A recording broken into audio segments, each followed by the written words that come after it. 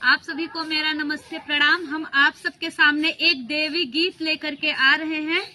आप लोग मेरे देवी गीत को सुनिएगा। अगर पसंद आए तो कमेंट के माध्यम से बताइएगा और मेरे चैनल ऋतुजा अवधी लोकगीत को लाइक करना, सब्सक्राइब करना और शेयर करना मत भूलिएगा। धन्यवाद।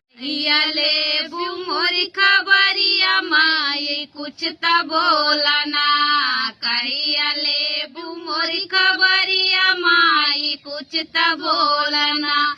निर्धन मांगैया न धान कोरिया मांगै काया, निर्धन मांगैया न धान कोरिया मांगै काया।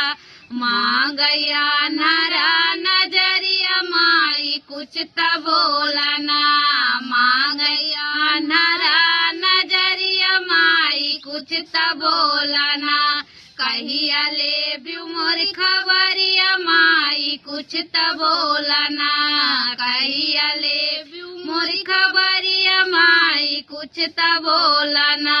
राजा मांगैया न बाना दीन दुखी दाया, राजा मांगैया न बाना दीन दुखी दाया। माता लाल के उमरिया माई कुछ त बोलना, माता लाल के उमरिया माई कुछ त बोलना।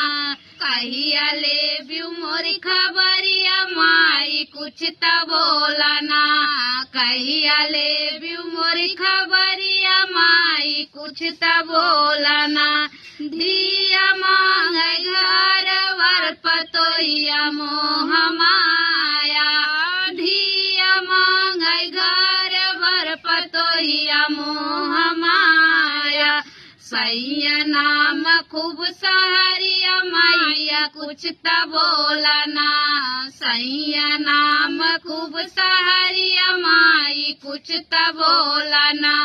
कहिया लेबू मोरी खबरिया माई कुछ त बोलना, कहिया लेबू मोरी खबरिया माई कुछ त बोलना।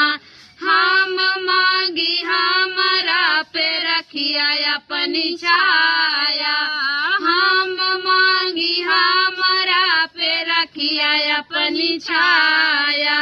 धोबै दासी बन चरनिया माई कुछ त बोलना, धोबै दासी बन चरनिया माई कुछ त बोलना।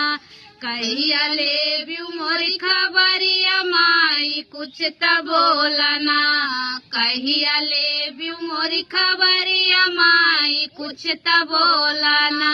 बोला दुर्गा मैया की जय।